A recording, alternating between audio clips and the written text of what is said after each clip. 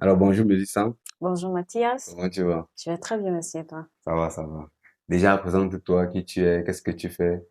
Alors moi c'est Nobedi Panadésiré Melissa, je suis étudiante en ingénierie, système agricole et je suis aussi entrepreneur, je commercialise les croquettes. Et que tu vends les croquettes. Oui, je vends les croquettes. Et tu es où? Tu es en Italie? Oui, je suis en Italie et je réside actuellement à Voghera, provincia di Pavia. Est-ce qu'en Italie, tu trouves vraiment que c'est quelque chose... parce que c'est la première fois que je vois une fille ou bien une personne ici en Europe qui vend les croquettes et qui fait dans ça comme Ah, activité. effectivement, parce que déjà de base, les croquettes et moi, c'est une histoire d'attachement. Hmm. Chez nous, les croquettes, c'est un repas qui fait partie de la famille. Donc, à chaque fois qu'il y avait des événements, à chaque fois qu'il y avait les oncles qui venaient, les tantes qui venaient, mon papa disait toujours, mettez les croquettes à table, comme ça, on commence à grignoter avec un bon vin, le temps d'attendre le repas. Et pour moi, j'attache beaucoup de valeur aux croquettes parce que c'est un truc qui rassemble, qui unit, qu'on peut consommer à tout moment, à tout événement, anniversaire, seul devant sa télé, pour grignoter, pour étudier, passer le temps. Donc, pour moi, c'est un truc très important que j'ai voulu apporter. Et si je me suis lancée dans ça, c'est parce que j'ai constaté qu'il y a un manque ici en Italie. Ça Mais fait avant d'arriver en Italie, tu savais que je devais faire les croquettes plus tard. non. Et qu'est-ce qui Avant s'est d'arriver en passé? Italie, je ne savais pas. Hmm. Tout part d'une remarque, parce que j'ai fait plusieurs fêtes, plusieurs événements où j'étais invitée, j'ai constaté qu'il n'y avait pas de croquettes. Personne ne le faisait. Tu arrives à une fête, un mariage, un baptême, un anniversaire, à table, il n'y a rien. Il n'y a que peut-être une bouteille d'eau. Du coup, moi, je me suis dit, mais pourquoi est-ce que cette valeur culturelle qu'on a chez nous, je ne peux pas l'apporter ici? Comme ça, dorénavant, il y aurait des croquettes, on va le consommer en attendant vraiment que le repas arrive. Ok. Tu vois, donc Pensez. ça part de ce manque-là et Mhm. ce désir pour moi de voir ça dans un futur proche ou lointain. C'est Mhm. ça qui m'a poussé à, à réaliser ce projet. Bon, généralement, ici en Europe, les gens ont des projets, les gens ont toujours ce qu'ils aimeraient faire. Mais dis-moi, est-ce que tu as eu juste l'idée de vouloir faire des croquettes et après, directement, tu as commencé à faire des croquettes? Dans les débuts, comment tu as pu gérer ce ben, comme on dit souvent là? Parce que généralement, les gens disent qu'entreprendre ici n'est pas facile, parce qu'il faut X, il faut Y. Comment tu as fait pour débuter tes croquettes? Effectivement, entreprendre n'est pas facile. Alors, comment est-ce que moi j'ai commencé? J'ai d'abord commencé par des tests. J'ai d'abord commencé à la maison, Mhm. puis j'ai commencé à faire des cadeaux à mes amis, puis j'ai commencé à en parler. Dès que je voyais quelqu'un, je lui proposais que essaye de goûter ça. J'ai commencé à faire, à travailler sur ma composition pour avoir mon produit final.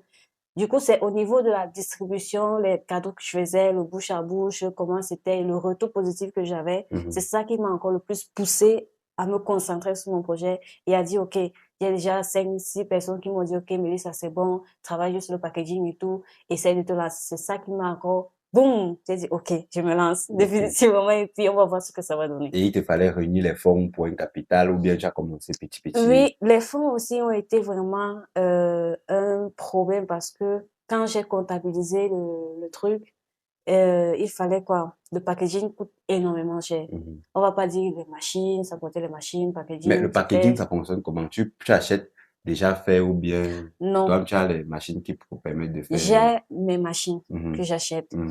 Tout ce que j'achète, ce sont les bouteilles, tu sais, Import Export, Après, Chine, tu tout imprimes ça. toi-même. L'imprime, j'achète sur les réseaux, Mhm. sur des sites, et j'ai moi-même la possibilité de modifier comme je veux, à ma guise, Mhm. l'étiquette que je veux coller sur mon produit. Donc, arrêter l'étiquette, le packaging coûte vraiment un peu Ça plus cher, coûte très cher, le très cher. packaging. Très Et cher. donc, c'est peut-être sur ça que tu vas travailler pour essayer de réduire aussi Mes dépenses. Ok. Et sinon, dis-moi un peu, comment tu as fait dès les débuts, tu as eu quelles difficultés? Parce qu'il y a plusieurs personnes qui sont en train de regarder cette vidéo et Mhm. ils vont se demander, mais est-ce que c'est aussi facile de se lancer comme ça là? Quelles sont les erreurs que tu as eues au début? Surtout, c'était au niveau du financement, au niveau des clients ou bien, je sais pas quoi. Ok, déjà, je suis encore à mes débuts. Mhm. Donc, je vais pas dire que au début, parce que le projet, ça fait 4 mois qu'il est opérationnel. Mhm. Je suis encore à mes débuts, je suis encore débutant. C'est vrai qu'il y a des erreurs que je commets encore, Mhm. mais la plus grande erreur que j'ai commise, c'est l'étude du marché. Surtout le côté financier et la clientèle, parce que les clients sont très capricieux. Et comment est-ce que je fais? Bien, comment est-ce que j'ai fait? Déjà, la première erreur, c'est avoir négligé l'impact que le projet devait avoir. Mhm. Donc, aller dans les événements culturels, c'est payant. Faire des publicités, c'est payant. Mhm. Du coup, je m'étais pas préparée financièrement à ça. Parce que moi, je me suis dit, non, je vais me limiter, TikTok, WhatsApp, tout, mais ça ne suffit pas. Si tu veux que ton produit ait une certaine portée, tu dois investir. Et moi, j'avais plus mis l'investissement dans la production et dans le packaging, alors Tu que avais oublié le côté j'avais oublié marketing. le côté marketing. Et c'est une erreur que j'essaye de récupérer, de travailler dessus encore aujourd'hui. Mhm. Et quand tu fais les croquettes, généralement, comment ça fonctionne? Tu fais ça à la maison ou bien tu as une petite usine où tu fais, je ne sais pas comment ça fonctionne. Non, regarde, actuellement, je le fais manuellement. Mhm. Donc, le travail est De encore manière manuel. artisanale. Je fais de manière artisanale, je le Mhm. fais à la Mais maison. tu peux faire aussi une grande quantité. Sur commande, oui, je peux faire de grandes quantités, mais vu que le travail est manuel, aussi avec mon planning d'étudiante, Mhm. c'est pas vraiment évident. Donc, je me concentre dessus uniquement quand j'ai le temps libre et tout mon week-end. Et ça veut dire que si quelqu'un veut, par exemple, tu m'avais dit que tu fais également les croquettes pour les mariages, les événements, Oui, anniversaires. oui. Si quelqu'un, par exemple, veut 20 litres de croquettes. Il me dit, il va pas m'appeler que regarde, je veux 20 litres de courrier pour demain. Mhm. Il m'appelle peut-être 2 semaines à l'avant. Je lui dis OK, parce qu'il faut non seulement que je reçois la communication, je me prépare pour la production et aussi je me prépare pour la livraison. Donc, je Ça vois veut dire que pas. tu peux livrer également. Oui, à Partout en partir, Italie, partout en Italie, tu livres. je livre. Ouais. Ça veut dire que, si je comprends bien, tu es une étudiante et quand tu as le temps libre, tu fais les croquettes parce qu'il y a beaucoup d'étudiants qui sont obligés de trouver les jobs et tout et tout. Ce qui fait que la vente des croquettes te permet quand même de combler, de te maintenir, en fait. À ce stade-ci, je dirais non pour l'instant parce que je jongle entre croquettes et Mhm. mini-job. Mhm. Tu vois, Mhm. je vais dire non et grand non parce Mhm. que au stade où je suis encore en train de combler les dettes que Mhm. j'ai parce que je suis encore bien en deçà, il faut que je les récupère. Mhm. Donc, si je suis concentrée vraiment dessus, c'est pour avoir la possibilité de combler ce vide-là et commencer à dire qu'ok, plus avant, je vais récupérer petit à petit et après, je vais voir comment jongler encore. Mhm. Tu vois un peu le truc Et vu que tu m'as dit que tu avais les problèmes surtout au niveau marketing, au niveau qu'est-ce que tu fais marketing. actuellement pour pouvoir combler ce vide?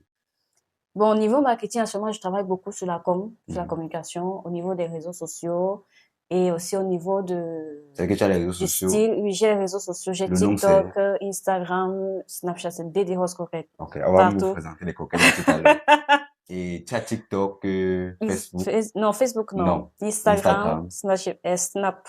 Ok. Ouais. Et Tout pour sur le si même quelqu'un a nom. besoin des croquettes, il peut te Il contacter. peut me Et là, contacter. tu produis également les contenus ou bien tu fais juste des publicités, des croquettes, Bon, je produis des mini-contenus. des Des mini-contenus, ok. mini-contenus pour Hmm. l'instant.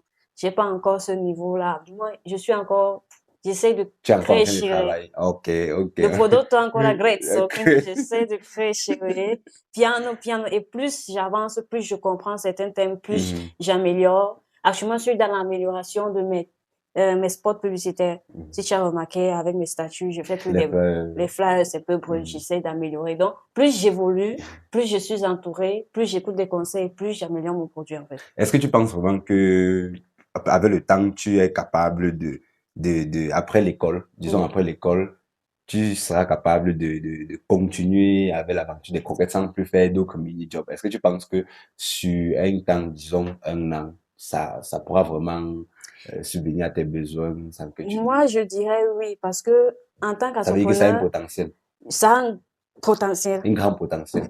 Bon, très grand. Parce que n'oublie pas que c'est les gens qui regardent cette vidéo. Après, tu vas les coacher. Ils vont se dire que non. Comment se fait-il que Mélissa parvient à vivre avec les coquettes? Moi aussi, je peux me lancer et tout et tout.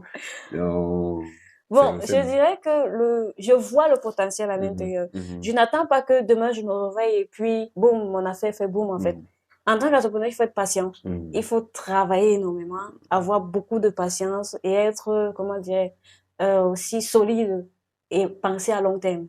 Et les ventes se passent comment? C'est plus, qu'est-ce qu'elle est, comment tu parviens à rentabiliser plus lors des événements ou bien, parce que tu m'as dit que tu avais le 1 litre. C'est toi qui, tu as les J'ai catégories, plusieurs formats, oui, plusieurs plusieurs formats. formats. Et quel est le format qui te rentabilise le plus? Alors déjà, je vais parler de mes formats. J'ai, je dirais, 4 formats. Mhm, Des 1000 litres que je commercialise à 5 euros. 1 litre commercialisé à 10 euros. Des 1 litre et demi que je vends à 13 euros. Et 2 litres qui est 17 euros. Mais j'ai aussi mon plus grand format, 5 litres, que je commercialise à 45 euros. Alors, au niveau de la rentabilité, c'est vrai, pendant les événements culturels, les street food, c'est là-bas que je rentabilise le plus parce que j'ai le temps aussi de parler avec le client, lui présenter mon produit. Et lui, maintenant, pendant qu'il tourne, pendant l'événement, il fait de bouche à oreille, il attire d'autres personnes et tout. Et c'est comme ça que je touche plus de clients et je vends plus de produits. Ok. Mm. Et les petites bouteilles d'1 litre, on va même directement Et profiter pour présenter effectivement, ces c'est les 1 bouteilles. litre, je rentabilise plus au niveau des bouteilles d'1 litre. Des croquettes. Des coquettes. Et d'où vient le nom des croquettes? De mon prénom, Désiré. Ah, Désiré. Je savais pas que je t'appelais Désiré.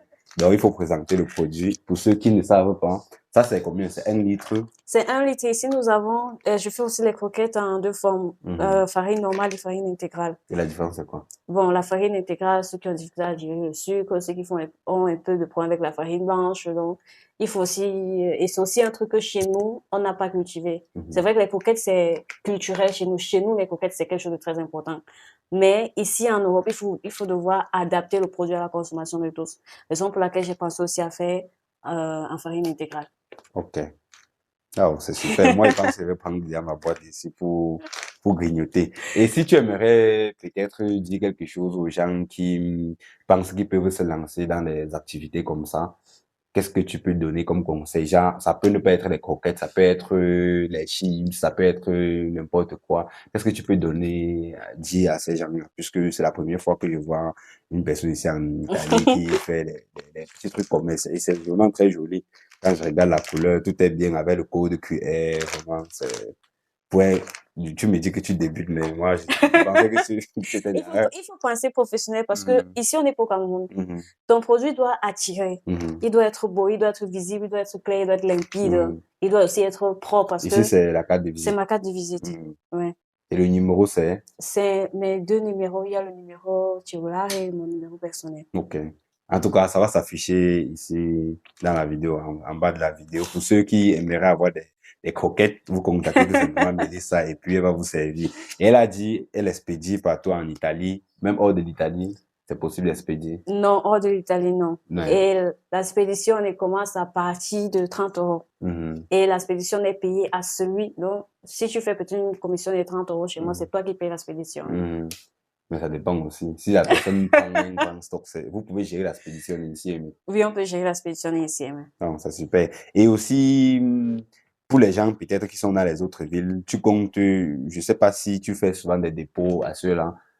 Je peux prendre un exemple. Si tu as les amis à Parma, c'est possible, c'est mieux d'envoyer un grand stock à Parma et puis avoir un point de dépôt. Et je profite déjà pour dire que je vais prendre même 10 boîtes comme ça pour les gens qui sont à Brescia. Si vous êtes intéressés, vous pouvez directement me contacter et puis je vais vous envoyer votre boîte. Et je pense que Mélissa fera pareil aussi pour les autres villes.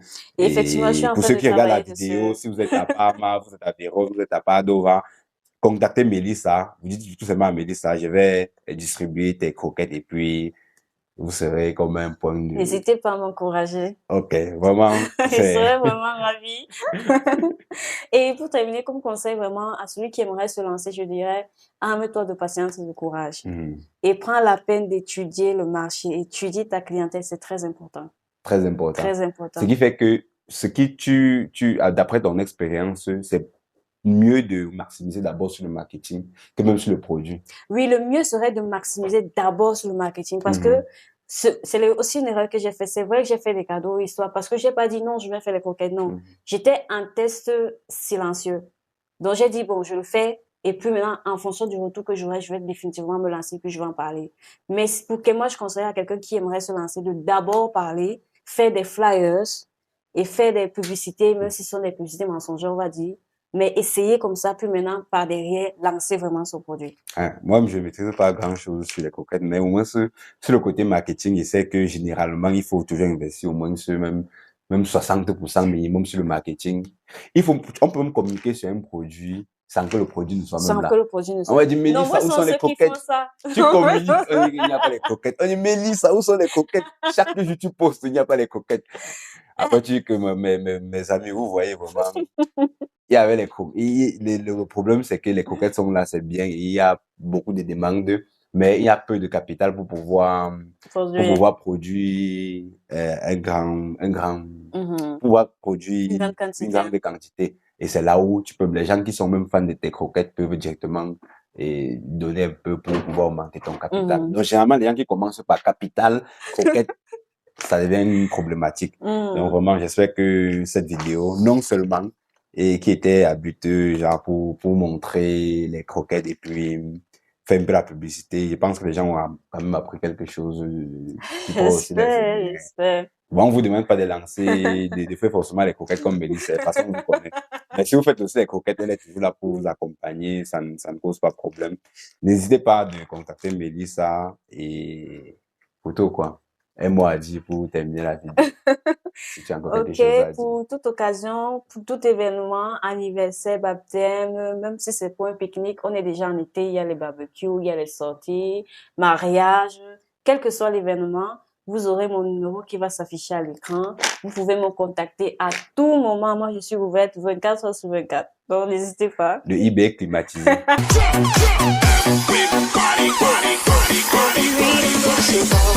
Everybody,